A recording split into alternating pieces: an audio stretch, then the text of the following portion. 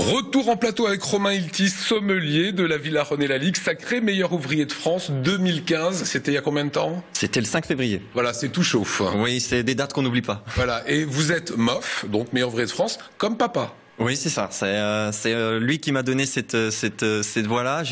Dans notre métier, on a la chance d'avoir deux très grands concours. Le meilleur sommelier de France, qui était le rêve absolu. Que vous avez gagné que j'ai gagné en 2012. Et ben, comme au rugby, j'ai transformé l'essai avec le MOF sommelier en 2015.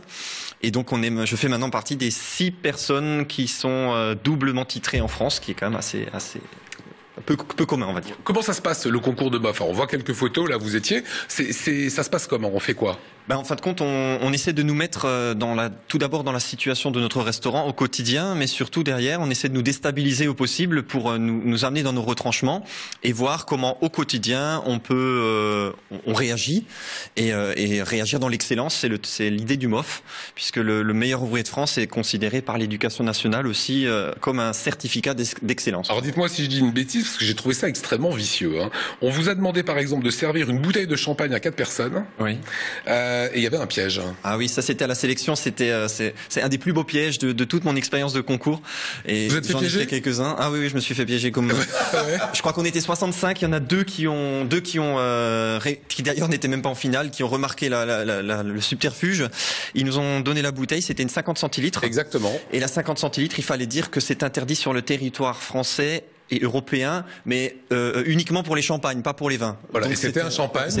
Donc c'était interdit. Autre piège, il fallait détecter parmi les verres qu'on vous a mis à disposition certains verres qui étaient ébréchés. Oui, absolument. Donc ça, tous les jours, c'est la partie qu'on ne voit pas de notre métier. On va aux arrières, on cherche les verres, et puis on vérifie leur propreté, leur netteté, parce qu'un verre sur table doit être parfait. Et dans le lot de verre, il y en avait un qui avait une trace de rouge à lèvres, etc. Oh, vicieux. Alors vous aimez la compétition, vous avez de l'ambition. Est-ce que comme un autre Alsacien, Serge Dubs, vous allez vous laisser tenter par les championnats du monde? Alors, on m'a beaucoup posé la question ces derniers jours. Là, on vous voit en 2012, vous gagnez la finale, meilleur sommelier de France. Et elle a raison, Mélodie, est-ce qu'on peut se dire, vous serez peut-être un jour champion du monde? Écoutez, on va dire que le fait de pouvoir avoir le droit, puisqu'une fois qu'on est meilleur sommelier de France ou meilleur ouvrier de France, on a le droit de représenter son pays. Je n'exclus pas la possibilité, mais j'ai un autre projet cette année qui va déjà me prendre beaucoup de temps. Et l'investissement pour un meilleur sommelier du monde ou un meilleur sommelier d'Europe, c'est colossal. Donc je dis peut-être Joker. Alors c'est très intéressant ce que vous venez de dire, vous venez de parler d'investissement.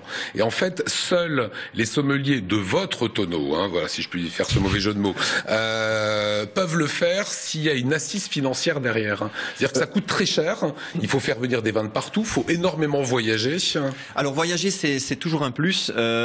Il faut être soutenu, ça c'est indéniable, puisque comme dans une compétition sportive, si on n'a pas de coach, si on n'a pas des gens qui nous corrigent, ça ne va pas. Après, je dirais que c'est déjà tout d'abord un gros investissement personnel, parce que pour préparer un concours comme le MOF ou comme les sommeliers de France, ça fait 10 ans que je suis 1 à 2 heures par jour dans les livres, en train d'apprendre des cartes, en train d'apprendre les connaissances, etc. Mes jours de congé, il y a en général une demi-journée par semaine, c'est d'aller chez les vignerons, d'aller dans des salons, de déguster des vins. Donc il y a déjà cet investissement-là.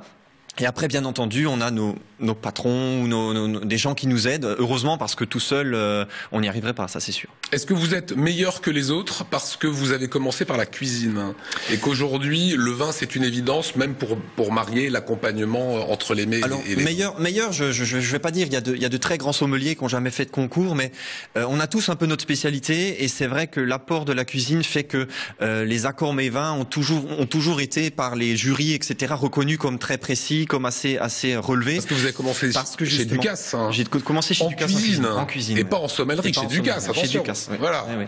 Mais c'est vrai que j'ai cette lecture du plat, c'est-à-dire que quand on me présente un plat, comme je sais que pour le griller, il se passe ça, etc., pour les assaisonnements, ça m'aide beaucoup.